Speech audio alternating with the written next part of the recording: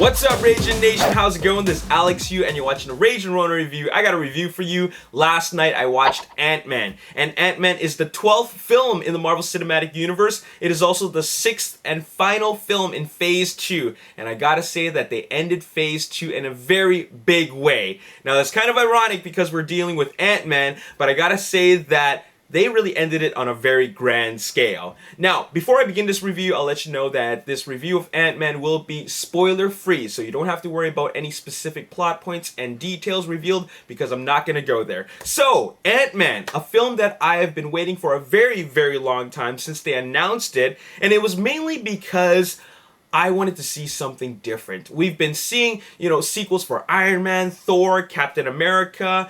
Captain America, Winter Soldier was great, but I wanted to see something different. I wanted to see a brand new character, and I knew that Ant-Man was going to be unique because of his special power alone. I mean, we're not just talking about a high-flying superhero that does all kinds of amazing things. We're talking about a superhero that does a big thing, but in a very, very small way. Literally. And you know what? If you are a fan of the comic, I think you're going to really appreciate what they've done with this story. First of all, the story is, you know what? It's really nothing that groundbreaking, but I think what they did with it really makes any fan of a comic book movie happy, because they take a very human story, an emotional, personal story, which we've all seen before, but they put that superhero spin on it, and it just goes really, really well together. And when I say that this story isn't groundbreaking,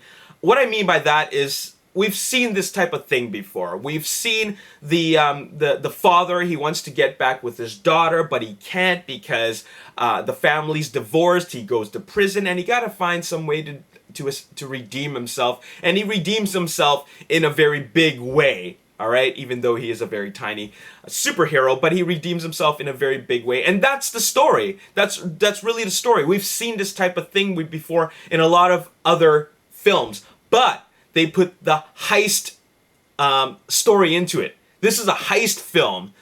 That's what it essentially is, but it's a heist film with a superhero spin on it. And I love that because we mixed all the genres together. Now, we also have Hank Pym's character played by Michael Douglas, and also Evangeline Lilly as character who is Hope Van Dyne.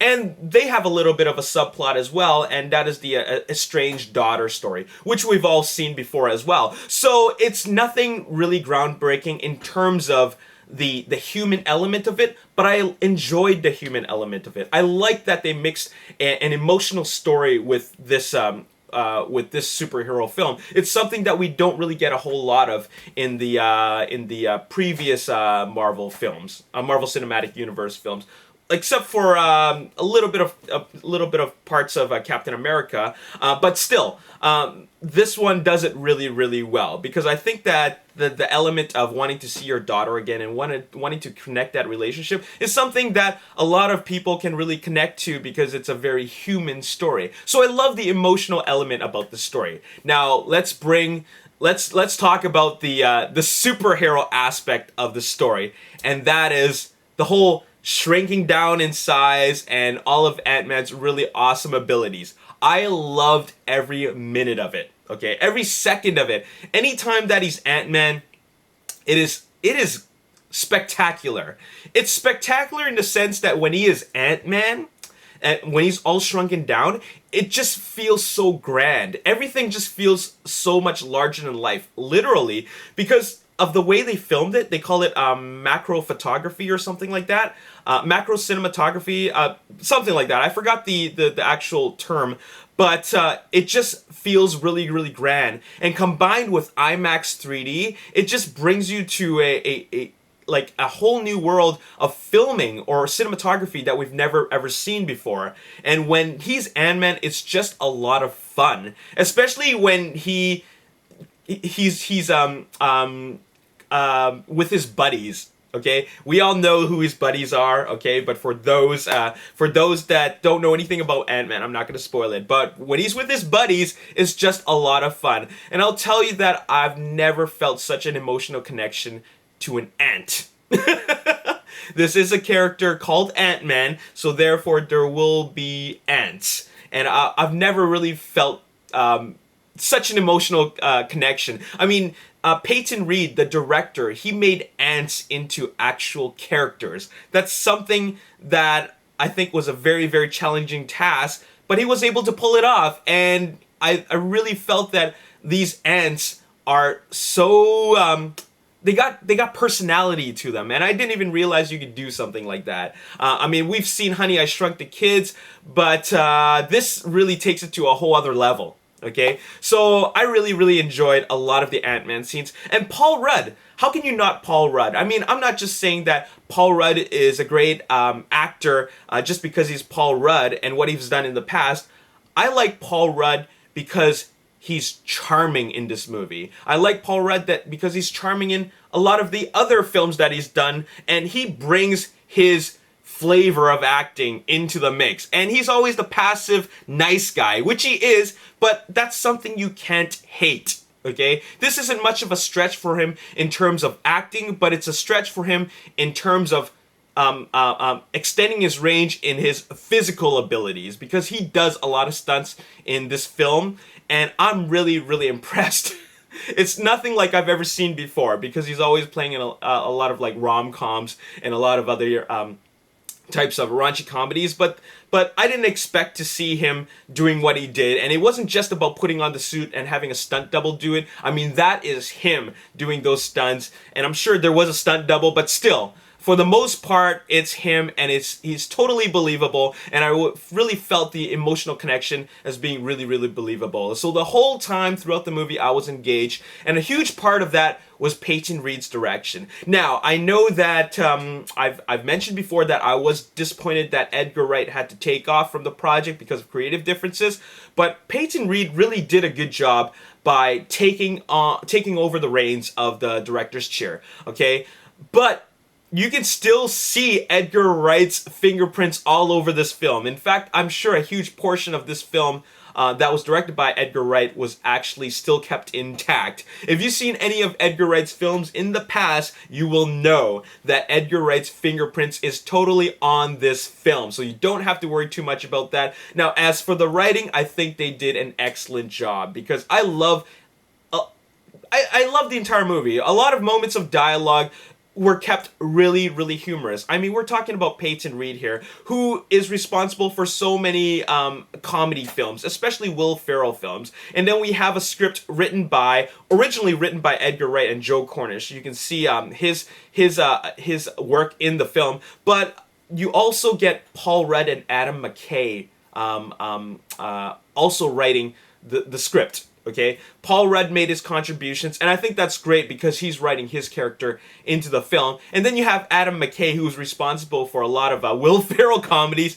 and you get that type of comedy in this film. A lot of the comedy beats are really on point, as well as a lot of the action elements in this film. I think a lot of the action sequences, they're really put at the right moments. And I know a lot of people might be just waiting for the time that he becomes Ant-Man. Well, I feel that a lot of the Scott Lang scenes are just as good as when he becomes Ant-Man. The Ant-Man scenes are just a big visual feast, which are highly enjoyable.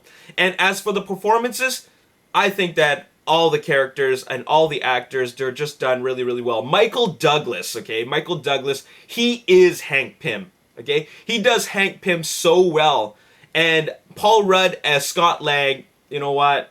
Hands down, I could not think of any other character. I mean, any other actor. Maybe Joseph Gordon-Levitt, but still, Paul Rudd really nails it. Evangeline Lilly, not only does she look the part, but I love how she played the part of the estranged daughter. She did it really well, and the connection between Hank Pym and Hope Van Dyne was very believable. As for the supporting characters, Dave played by T.I., and I think it's Kurt played by David Dastmalchian. I don't even know how to pronounce his name. You'll recognize him because he was in Dark Knight. I felt that, you know what, they needed to be there while they were the weaker links in the team. I felt that they needed to be there. But Michael Pena, okay, he shines, okay? Every scene that he's in, he steals the show. He was so funny in this movie. And you know what?